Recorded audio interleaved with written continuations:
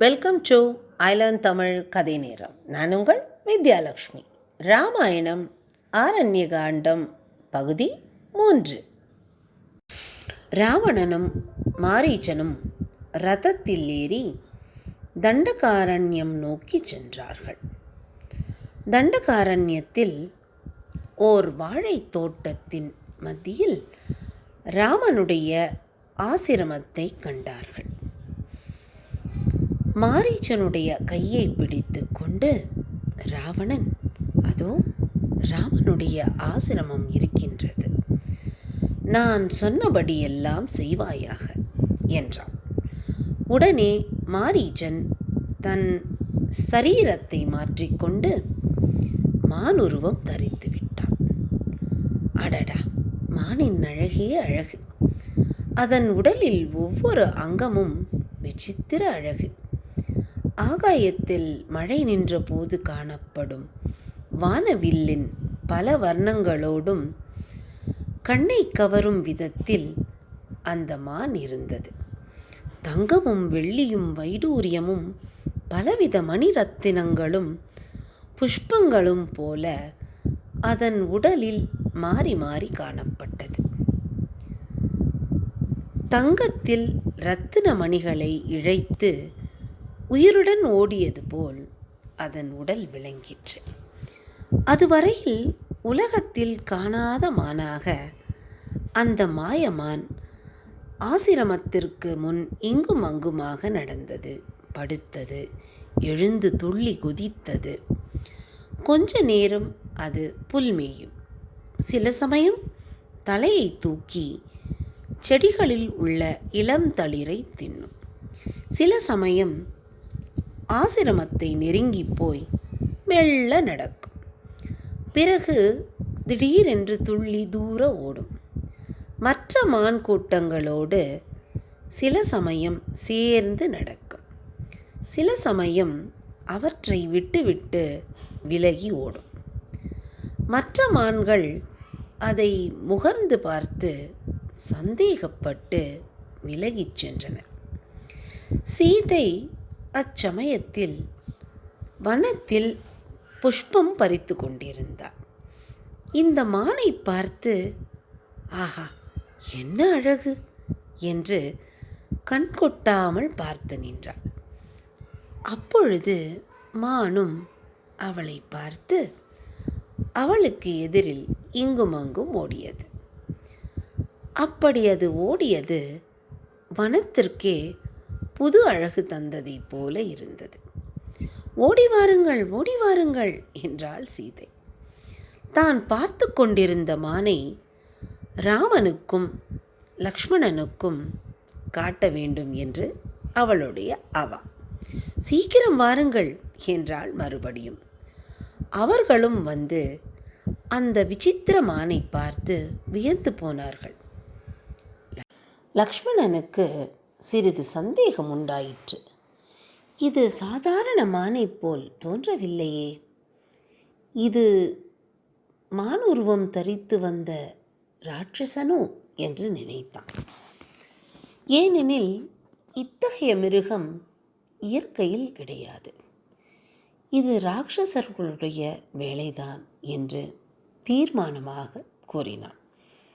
இந்த மானை பிடித்து வாருங்கள், இதை ஆசிரமத்தில் கட்டி வளர்க்கலாம்.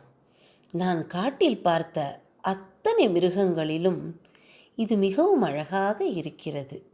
ஐயோ, அதை பாருங்கள், என்ன அழகு, என்ன நிறம், என்ன விளையாட்டு, இதற்கு சமானம் ஏதும் இல்லை என்று சீதை மானை பார்த்து தாங்க முடியாத ஆசை மேலிட்டு அதை பற்றியே பேசிக்கொண்டிருந்தாள்.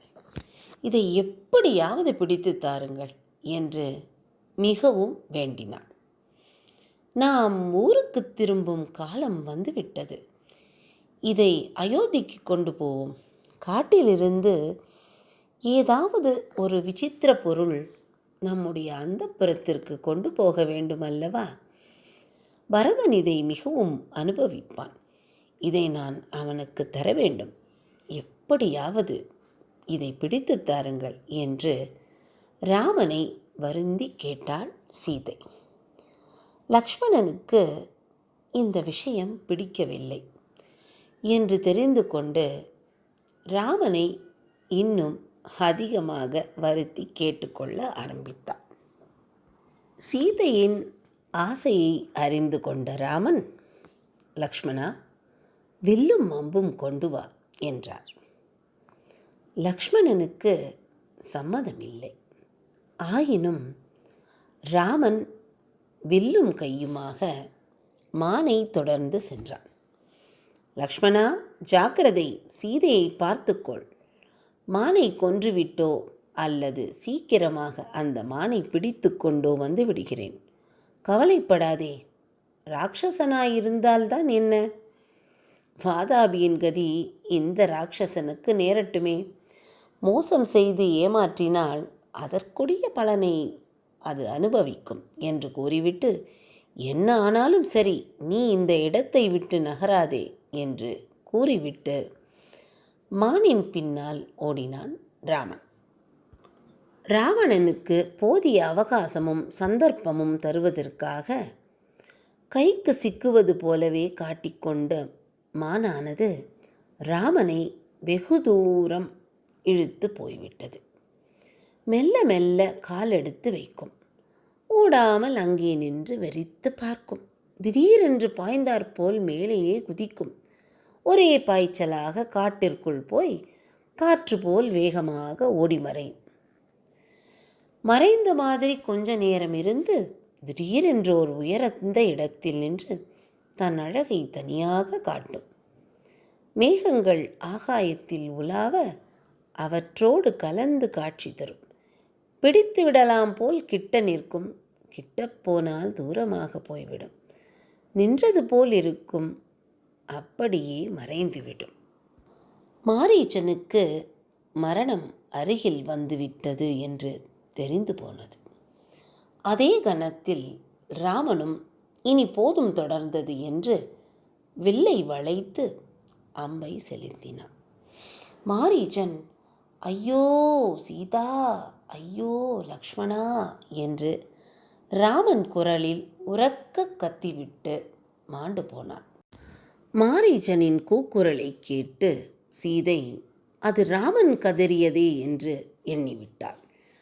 பெரும் சுழற்காற்றில் அகப்பட்ட மரத்தைப் போல நடுங்கி பதைத்து, லக்ஷ்மணா, அதோ உன் அண்ணன் கூக்குரல் கேட்கவில்லையா உனக்கு? ஓடு ஓடு என்றாள். தாங்க முடியாத திகிலடைந்து லக்ஷ்மணனை பார்த்து, என்னுடைய நாயகனின் குரல் கேட்கின்றதே, இனிமேல் என் உடலில் உயிர் நிற்காது, நான் மாண்டு போவேன், இங்கே நிற்காதே, சென்று அவரை காப்பாற்று என்று கதறினாள். உன்னுடைய அண்ணா ஏதோ அபாயத்தில் சிக்கிவிட்டார். பெரும் கூச்சல் போட்டாரே சீதா லக்ஷ்மணா என்று, உனக்கு கேட்கவில்லையோ என்று கேட்டாள். ராட்சசர்களிடையே உன் அண்ணன் அகப்பட்டு கொண்டாரோ? உடனே சென்று அவரை காப்பாற்று என்று கதறினாள் சீதை. அரக்கர்களுடைய சூழ்ச்சியை அறிந்த லக்ஷ்மணன் ராமனிட்ட ஆணையை நினைவில் கொண்டு அசையாமல் அங்கேயே நின்றான். ஜானகிக்கு கோபம் இன்னும் அதிகமாகிவிட்டது. அவள் லக்ஷ்மணனை பார்த்து, சுமத்ரையின் மகனே, நீ இப்பொழுது சத்ருவாகிவிட்டாயோ? இவ்வளவு நாளும் வேஷம் போட்டாயோ? ராமனுடைய மரணத்திற்காக இவ்வளவு நாள் காத்திருந்தாயா? அவன் இறந்தால் அவனுக்கு பின் என்னை அடைந்து விடலாம் என்று எண்ணி இத்தனை நாள் எங்களை ஏமாற்றினாயா? துஷ்டனே! ராமன் கதறி கூவதை கேட்டும் போகாமல் இங்கேயே நிற்கிறாயே. அண்ணனிடம் நீ காட்டிக்கொண்ட பிரியமெல்லாம் பெரும் சூழ்ச்சியா? துன்மார்க்கனே என்றார். லக்ஷ்மணன் காதுகளை மூடிக்கொண்டான். துயரத்தில் துடிதுடித்து கொண்டு உடலெல்லாம் கண்ணீரில் தோய்ந்து புத்தி முற்றிலும் இழந்து போய் இப்படி பேசிய சீதையை பார்த்து லக்ஷ்மணன் மெதுவாக, வைதேகி, உன் புருஷன் தேவ அசுர மானுட ஜாதிகளில் எவன் எதிர்த்தாலும் அவனுடன் போர் செய்து வெற்றிகரமாக திரும்பி வருவான். இது நிச்சயம். பயப்படாதே. என் அம்மையே, புத்தியை சுவாதீனப்படுத்திக்கொள். பயப்பட வேண்டாம். நம் ராமனை எந்த அரக்கனும், எந்த மிருகமும், எந்த பட்சியும், எந்த பேயும், எந்த கந்தர்வனும், எந்த தேவனும், எந்த அரசனும் தீண்ட முடியாது. நீ இப்படி பேசலாகாது. என் அருமை தாயே, ராமனுடைய பலம் எனக்கு தெரியும். உலகில் யார் வந்தாலும் அவனை வெற்றி அடைய முடியாது. நீ துயரப்பட வேண்டாம்.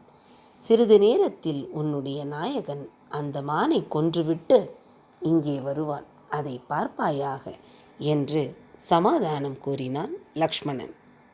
லக்ஷ்மணன் கூறியதை சிறிதும் காதில் ஏற்றுக்கொள்ளாமல், இதோ உலர்ந்த கட்டைகள் இருக்கின்றன, தீ மூட்டி அதில் விழப்போகிறேன். என் நாயகன் இல்லாமல் ஒரு க்ஷணமும் நான் உயிர் வாழ மாட்டேன்.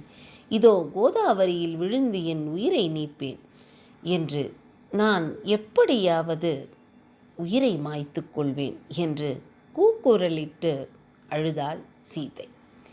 சீதையின் அழுகையையும் கோபமான மொழிகளையும் கேட்டு லக்ஷ்மணன் மிகவும் துயரம் கொண்டான். சீதையை நமஸ்கரித்து, சீதையே, சரி, நீ சொல்கிறபடி அண்ணன் ஆணையை மீறி உன்னை தனியாக விட்டுச் செல்கிறேன். உன்னை இந்த வனதேவதைகள் காப்பார்களாக. நீ சொல்கிறபடியே போகிறேன். எனக்கு கெட்ட நிமித்தங்கள் காண்கின்றன. பயமாக இருக்கிறது. நான் வந்து மறுபடி உன்னை ராமனுடன் பார்ப்பேனோ சந்தேகமாக இருக்கிறது. ஆயினும் இதோ போகிறேன் என்று சொல்லிவிட்டு சென்றான். போகும் பொழுது அடிக்கடி திரும்பி திரும்பி பார்த்து கொண்டே மனமில்லாமல் அங்கே சென்றான். ராமன் போன வழியில் லக்ஷ்மணன் சென்றான். அந்த சமயத்திற்காக காத்து கொண்டிருந்த ராவணன் சுத்தமான காவி துணி அணிந்து கொண்டு இருப்பிடமின்றி பிக்ஷை எடுத்து திரியும் சந்நியாசியைப் போல தன்னை மாற்றிக்கொண்டு மனதில் கெட்ட எண்ணமும் வாயில் மந்திரமும் சொல்லிக்கொண்டு ராமனுடைய ஆசிரமத்திற்கு சென்றான். குடிசை வாயிலில் வைதேகி தனியாக நின்று கொண்டிருந்தாள். ராமன் வருவான் என்று வனத்தை பார்த்த வண்ணமாக நின்றாள். ராவணன் சீதையை பார்த்தான். பார்த்ததும் சூர்பனகை எழுப்பிய ஆசை அவன் உள்ளத்தில் கொழுந்து விட்டு எரிந்தது. அதில் அவன் உருகிக் கொண்டிருந்தான். எப்படியாவது இவளை அடைய வேண்டுமென்று தீர்மானித்து விட்டான். காஷாயம் தரித்து கமண்டலமும் திரிதண்டமுமாக வந்த இந்த சந்நியாசி ஆசிரமத்திற்குள் வந்து சீதையிடம் பிக்ஷை கேட்டான். சந்நியாசிக்கு பிக்ஷை அளிக்க எண்ணி தன்னிடமிருந்து சிறிது உணவை எடுத்து அவனுக்கு அளிக்கப் போனான்.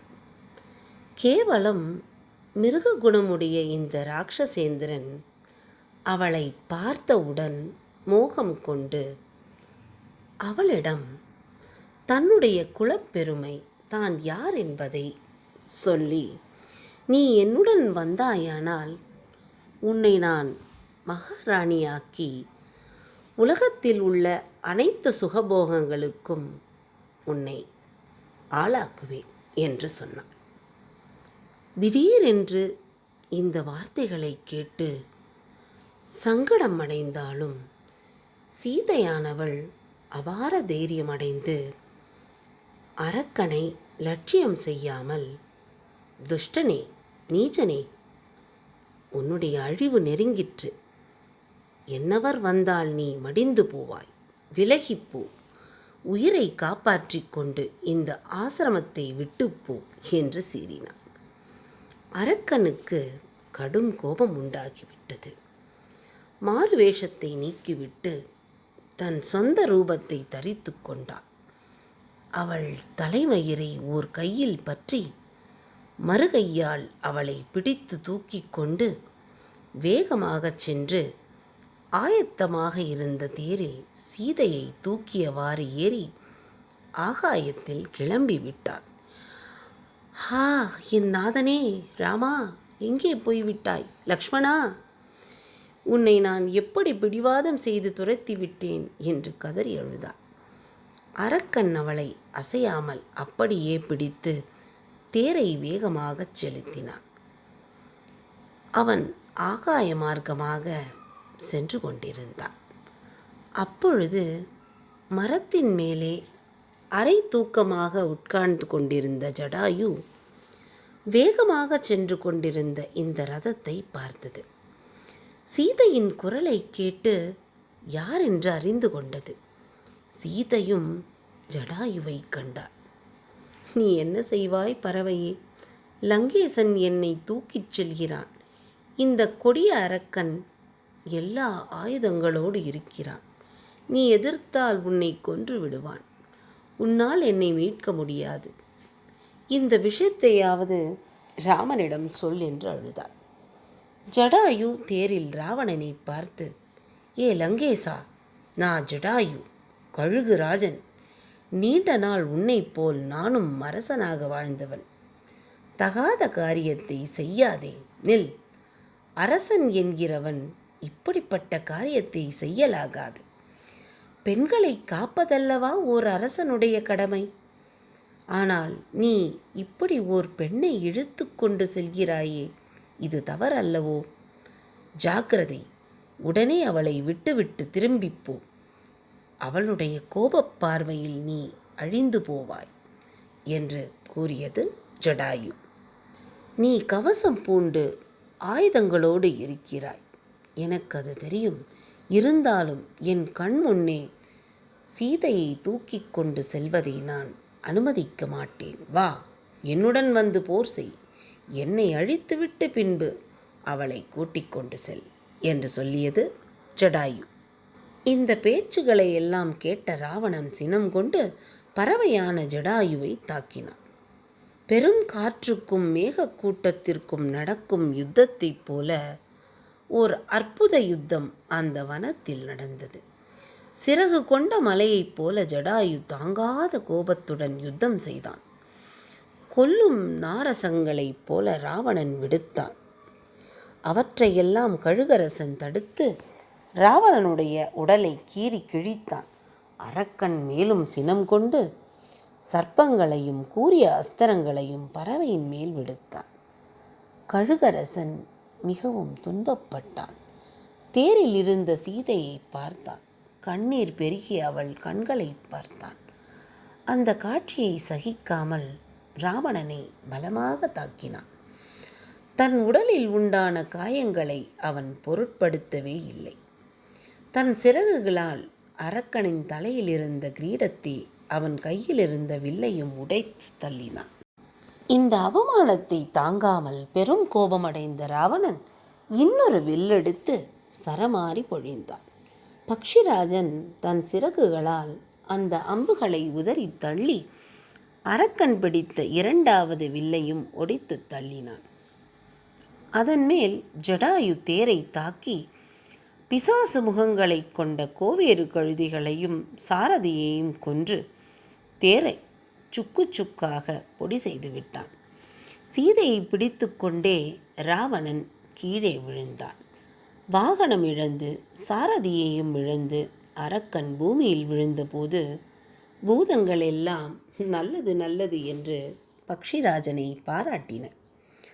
வயோதிக நிலையும் யுத்தத்தின் சிரமமும் காயங்களும் எல்லாம் சேர்ந்து ஜடாயு களைப்படைந்தார். ஒரு நிமிஷம் தள்ளாடி நின்றார்.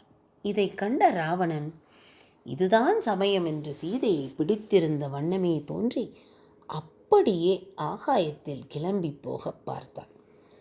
உடனே பக்ஷிராஜன் மறுபடியும் ராவணனை தாக்கி நிறுத்தி, அரக்கனே, திருடனைப் போல் ஓடுகிறாயே, நீ அழிவது நிச்சயம். நின்று யுத்தம் செய். யுத்தத்தில் உன் தம்பி கரணடைந்த கதியை நீயும் அடைவாய்.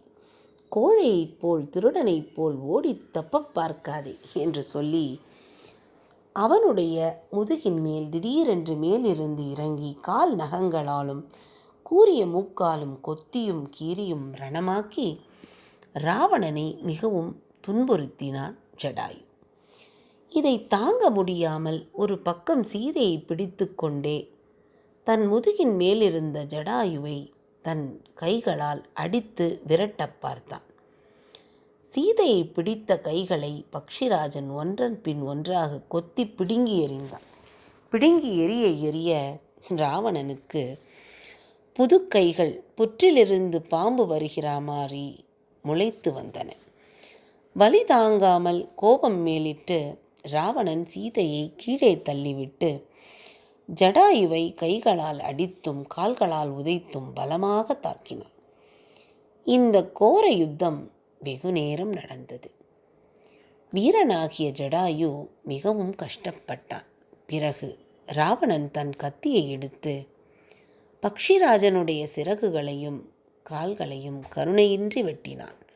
பக்ஷிராஜனுக்கு அதற்கு மேல் ஒன்றும் செய்ய முடியாமல் தரையில் குற்றுயிராக வீழ்ந்தான்.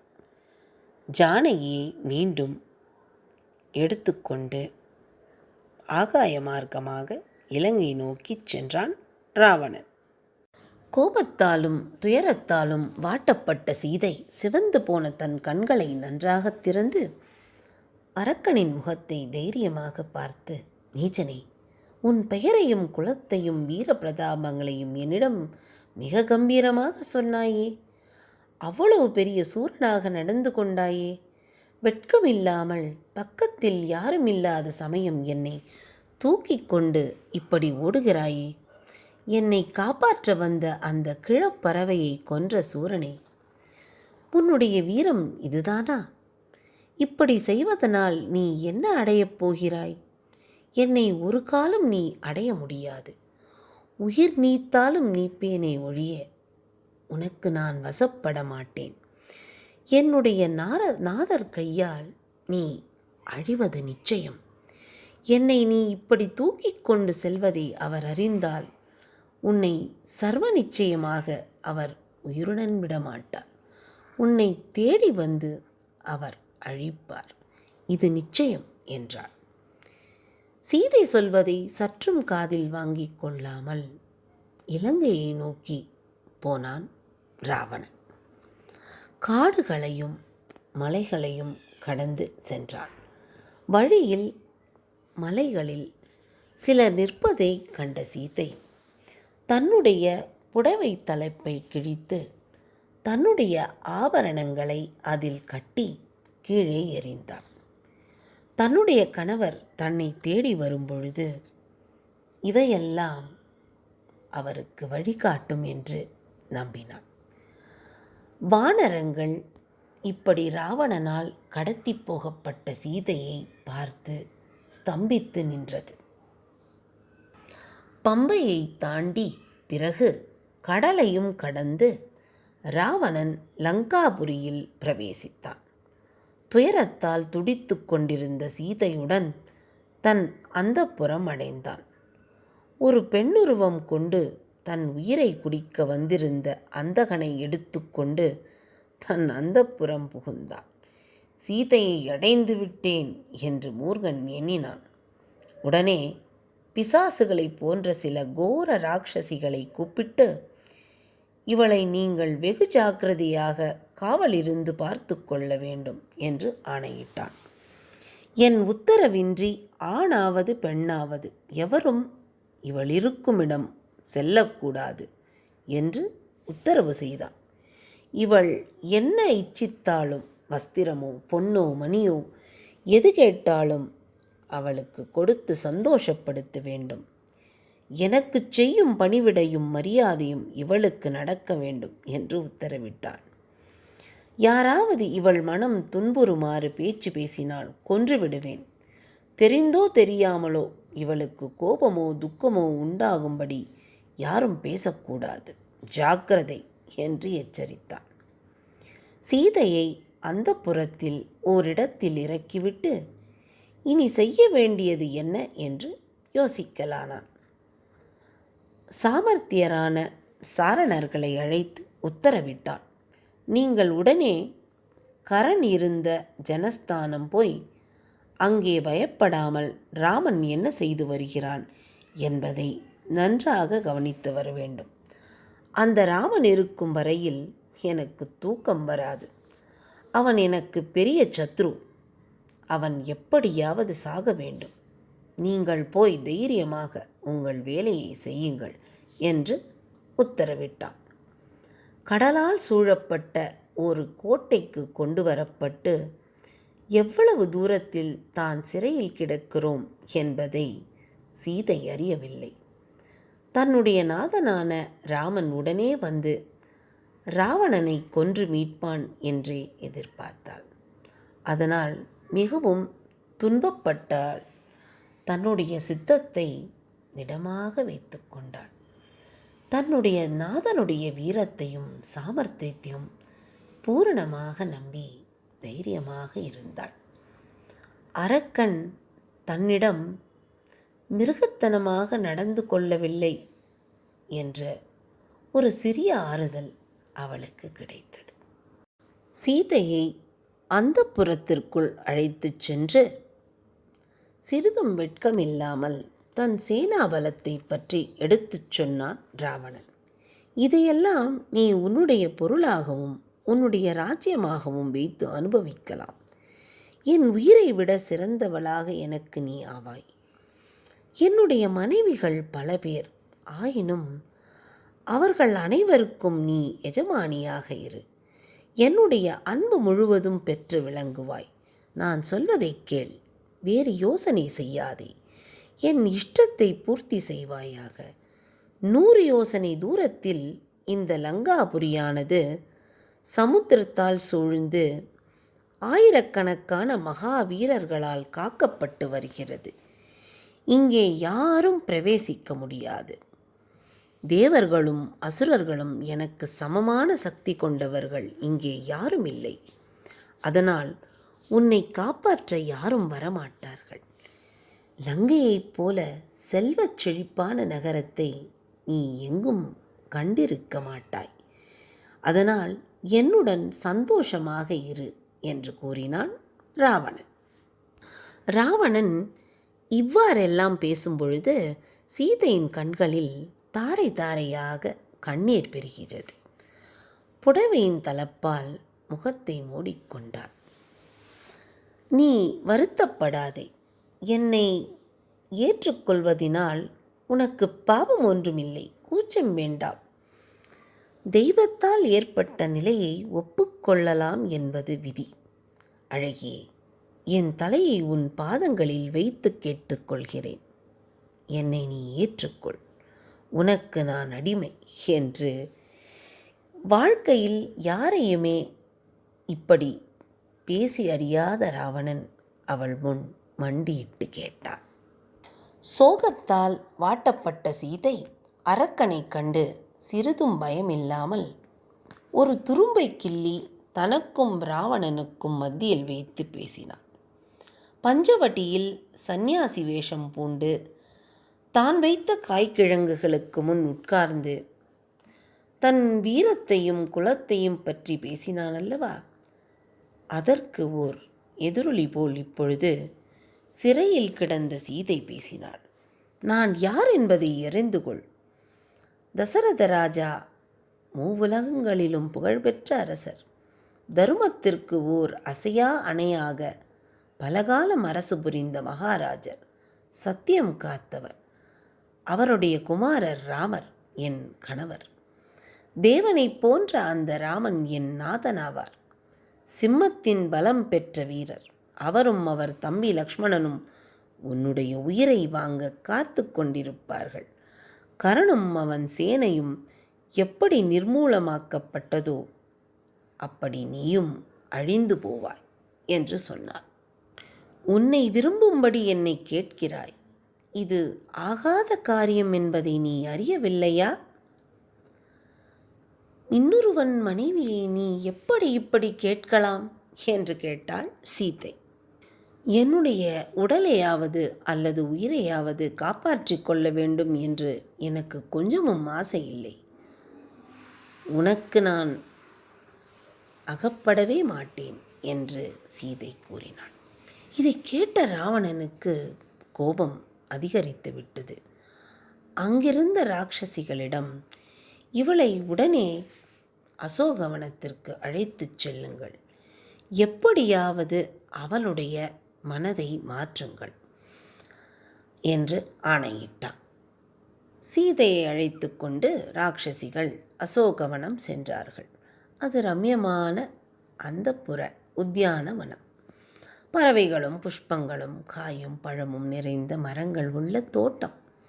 அங்கே சீதை கோரமான அரக்கிகளின் காவலில் சிறைப்பட்டு துயரக்கடலில் மூழ்கி கிடந்தாள்.